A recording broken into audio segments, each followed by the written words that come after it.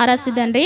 ಇವತ್ತು ನಮ್ಮ ಜೀವಿತದಲ್ಲಿ ದೇವರು ಯಾವ ರೀತಿ ಒಳ್ಳೆ ಕುರುಬಾನಾಗಿ ನಮ್ಮನ್ನು ಯಾವ ರೀತಿ ನಡೆಸಿದ್ದಾನೆ, ಯಾವ ಸ್ಥಿತಿಯಿಂದ ನಮ್ಮನ್ನು ರಕ್ಷಿಸಿದ್ದಾನೆ, ಕಾಪಾಡಿದ್ದಾನೆ ಅಂತೇಳಿ ಎರಡು ಕಾರಣಗಳನ್ನು ನೋಡಿಕೊಂಡು ನಾವು ದೇವರನ್ನು ಆರಾಧಿಸ್ತಾನ್ರಿ. ಮೊದಲನೇ ಕಾರಣ ಹಿಜ್ಕೀಯನ ಬರೆದ ಪ್ರವಾದನೆಗಂತ 34ನೇ ಅಧ್ಯಾಯ.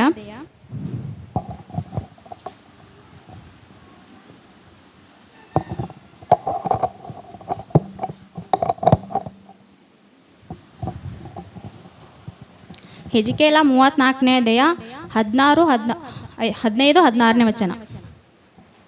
ನಾನೇ ನನ್ನ ಕುರಿಗಳನ್ನು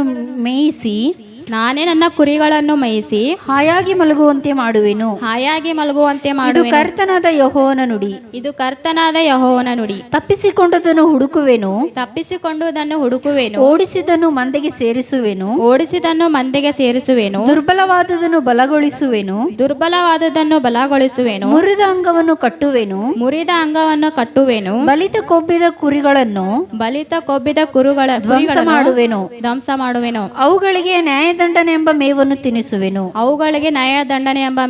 ತಿನ್ನಿಸುವೆನು. ಹಲ್ಲೆಲೂಯಾ. ಇಲ್ಲಿ ದೇವರು ಹೇಳ್ತಿದ್ದಾನ್ರಿ, ಪಾಪಮಯವಾದಂಥ ಈ ಲೋಕದಲ್ಲಿ, ಕತ್ತಲೆಯಿಂದ ಕೂಡಿದಂಥ ಈ ಲೋಕದಲ್ಲಿ ನಾವು ಕುರುಬನಿಲ್ಲಂಥ ಕುರಿಗಳಂತೆ ತಪ್ಪಿಸಿಕೊಂಡು ಲೋಕದಲ್ಲಿ ಚದುರಿಸಲ್ಪಟ್ಟಂಥವರು ಅಲೆದಾಡುವಂಥ ಸಮಯದಲ್ಲಿ ನಮಗೆ ಪಾಪಂಬ ರೋಗದಲ್ಲಿ ಬಿದ್ದು ಅಸ್ವಸ್ಥರಾದ ಸಮಯದಲ್ಲಿ ನಮ್ಮನ್ನು ಯಾರನ್ನು ಹುಡುಕಲಿಲ್ಲ, ಯಾರು ನಮ್ಮನ್ನು ರಕ್ಷಿಸಲಿಲ್ಲ, ಯಾರು ನಮ್ಮನ್ನು ದುರ್ಬಲ ಅಂತ ನಮ್ಮನ್ನು ಯಾರನ್ನು ಬಲಗೊಳಿಸಲಿಲ್ಲರಿ. ಆದರೆ ನಮಗೆ ಯೆಹೋವನು ಕುರುಬನಾಗಿ ಈ ಲೋಕಕ್ಕೆ ಬಂದು ನಮ್ಮನ್ನು ತಪ್ಪಿಸಿಕೊಂಡಂತೂ ಅಲೆದಾಡುವಂಥ ಸಮಯದಲ್ಲಿ ನಮ್ಮನ್ನು ಹುಡುಕಿದಂಥವ್ರು ಕೇವಲ ನಮ್ಮ ಕರ್ತನಾದಂಥ ದೇವರು. ಆತ ನಮ್ಮನ್ನು ಹುಡುಕಿ ನಮ್ಮ ಪಾಪಗಳನ್ನು, ನಮ್ಮ ದ್ರೋಹಗಳನ್ನು, ಬಿದ್ದು ರೋಗದಲ್ಲಿ ಅಸ್ವಸ್ಥರಾಗಿರುವಂಥ ಸಮಯದಲ್ಲಿ ನಮ್ಮನ್ನು ಸ್ವಸ್ಥ ಮಾಡಿದಂಥ ದೇವರು ಮತ್ತು ನಮ್ಮನ್ನು ದುರ್ಬಲದಂಥ ಬಲಹೀನರಾದಂಥ ನಮ್ಮನ್ನು ಬಲಗೊಳಿಸಂಥ ದೇವರು, ಮುರಿದ ನಮ್ಮ ಅಂಗಗಳನ್ನು ಕಟ್ಟಿದಂಥ ದೇವರಾಗಿದ್ದಾರೆ. ಅದಕ್ಕೋಸ್ಕರ ನಾವು ದೇವರನ್ನು ಆರಾಧಿಸ್ಬೇಕ್ರಿ, ಆತನನ್ನು ಕೊಂಡಾಡ್ಬೇಕು. ಮತ್ತು ದೇವರೇನು ಹೇಳ್ತಾನ್ರಿ ಅಂದರೆ ತನ್ನ ಮಂದೆಗೆ ಸೇರಿಸಿದನು ಅಂತ ನೋಡ್ತಿದ್ದೀವ್ರಿ.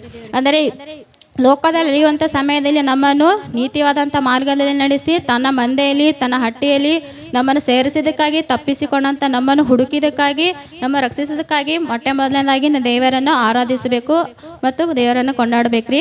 ಮತ್ತು ಎರಡನೇದಾಗಿ ಯೆಹೋವನ ಬರೆದ ಸುವಾರ್ತೆ 10ನೇ ಅಧ್ಯಾಯ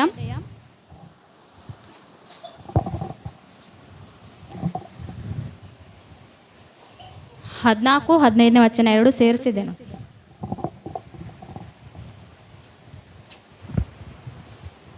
ನಾನೇ ಒಳ್ಳೆ ಕುರುಬನು. ತಂದೆಯು ನನ್ನನ್ನು ನಾನು ತಂದೆಯನ್ನು ತಿಳಿದಿರುವಂತೆಯೇ ನಾನು ನನ್ನ ಕುರಿಗಳನ್ನು ತಿಳಿದಿದ್ದೇನೆ.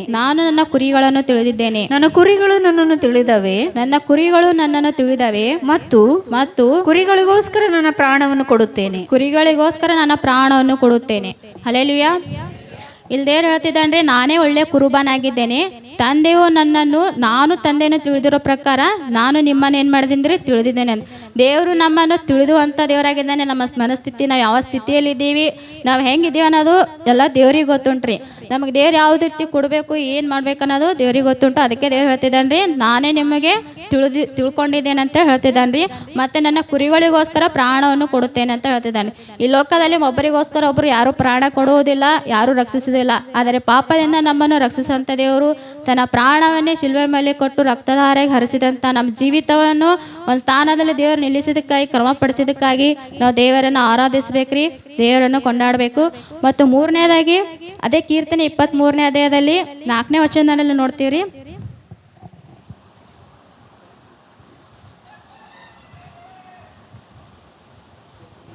ನಾನು ಕಾರ್ಗತ್ತಿಲಿನ ಕಣಿವೆಯಲ್ಲಿ ನಡೆಯುವಾಗಲೂ ನೀನು ಹತ್ತಿರವಿರುವುದರಿಂದ ಕೇಡಿಗೆ ಹೆದರುವೆನು. ಹಲ್ಲೆಲೂಯಾ. ಇಲ್ಲ ನೋಡಿ, ದಾವೀದ ಭಕ್ತನೇ ಏನು ಹೇಳ್ತಿದ್ದೆ ಅಂದರೆ, ನಾನು ಕಾರ್ಗತ್ತಲಿನ ಕಣಿವೆಯ ನಡೆಯುವಾಗಲೂ ನೀನು ಹತ್ತಿರ ಇರೋದಂದ್ರೆ ನಾನು ಕೇಡಿಗೆ ಹೆದರೇನು. ಅಂದರೆ ದೇವರನ್ನು ಆತನು ಎಷ್ಟಾಗಿ ಆಶ್ರಯ ಮಾಡಿಕೊಂಡಿದ್ದೇನೋ, ಆತನ ಮೇಲೆ ಎಷ್ಟಾಗಿ ನಂಬಿಕೆ ಇಟ್ಟುಕೊಂಡು ಜೀವಿಸುವಂಥ ಸಮಯದಲ್ಲಿ ಹೇಳ್ತಾನೆ, ಎಂಥ ಕಾರ್ಗತ್ತಲೆ ಬರಲಿ, ಎಂಥ ಸಮಸ್ಯೆ ಬಂದರೂ ಕೂಡ ದೇವರೇ ನೀ ನನ್ನ ಜೊತೆ ಇದ್ದೀನಿ, ಕೈ ಬಿಡುವುದಿಲ್ಲ, ನನ್ನನ್ನು ಎಂದಿಗೂ ರಕ್ಷಿಸುವಂಥ ದೇವ್ರು ನೀನಾಗಿದೆ ಅಂತೇಳಿ ದಾವೀದ ಭಕ್ತನು ಅಷ್ಟಾಗಿ ನಂಬಿಕೆ ಇಟ್ಟು, ವಿಶ್ವಾಸ ಇಟ್ಟು ದೇವರನ್ನು ಆತನು ಆರಾಧಿಸ್ತಿದ್ದಾನೆ, ಆತನು ಕೊಂಡಾಡ್ತಿದ್ದಾನೆ. ದಾವೀದ ಭಕ್ತನು ದೇವರು ಮಾಡಿದಂಥ ಒಂದು ಉಪಕಾರಗಳನ್ನು ಮರೆಯದಂತೆ ದೇವರನ್ನು ಸ್ತುತಿಸುವಂತನಾಗಿದ್ದಾನೆ, ದೇವರನ್ನು ಘನಪಡಿಸುವಂತನಾಗಿದ್ದಾನೆ. ಇವತ್ತು ನಾವು ನಮ್ಮ ಜೀವಿತದಲ್ಲಿ ಕೂಡ ನಾವು ಕೂಡ ಆರಾಧನೆ ಮಾಡಬೇಕು.